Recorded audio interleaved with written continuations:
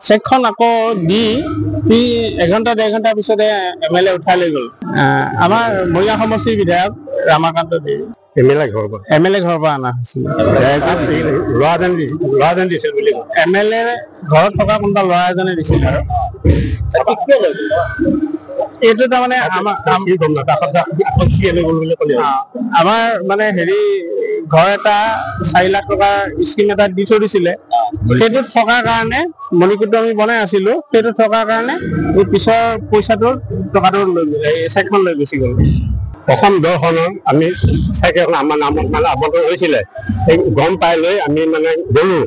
যোৱা চেকখন মানে এই MLA প্ৰথমত দিলে, কাম এটা চলি আছে। তাৰপিছত মই আকৌ এনেকে 2-3 দিন পিছত গ'লো। তাৰপিছত তাই এজন ল'ৰা মানে তাতে কাম কৰা ল'ৰা, তেখেতে ক'লে বোলে আপোনালোকৰ মানে সেই চেক এখন আছে, হ'ব মই দি দিম। তাৰ চেকখন দিলে যেতিয়া মই MLA লগ ধৰিলোঁ, ৰখাৰ পিছত মানে মই ঘৰলৈ গুচি আহিলোঁ। তাৰ 1 ঘণ্টা মানে পিছত আকৌ ল'ৰাজনে আহি পেলাই মানে চেকখন লৈ গুচি গ'ল। এই ঘোষণা কৰা এসপ্তাহ 7-8 দিন মান পিছত মানে চেকখন 1 মাহ বেছি হৈ যায় না 7-8 দিন মান পিছত মানে মই চেকখন মানে খবৰ লৈ পেলাই কিমান দিন 1 মাহ মান হৈ গ'ল। 1 মাহ হৈ গ'ল। এতিয়ালৈকে যোগাযোগ কৰা নাই।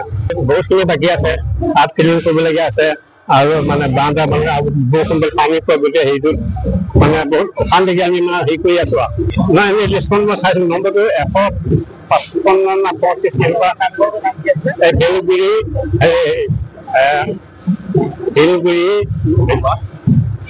চুবা হেৰি আৰু কুচুবা নামঘৰ বুলি লিখা আছে।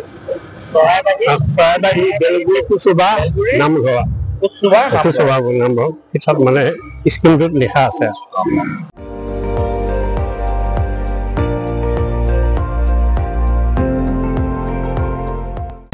আপুনি চাই আছে ND24 সৰ্বশ্ৰেষ্ঠ নহয় সৰ্বোত্তমৰ দৌৰত।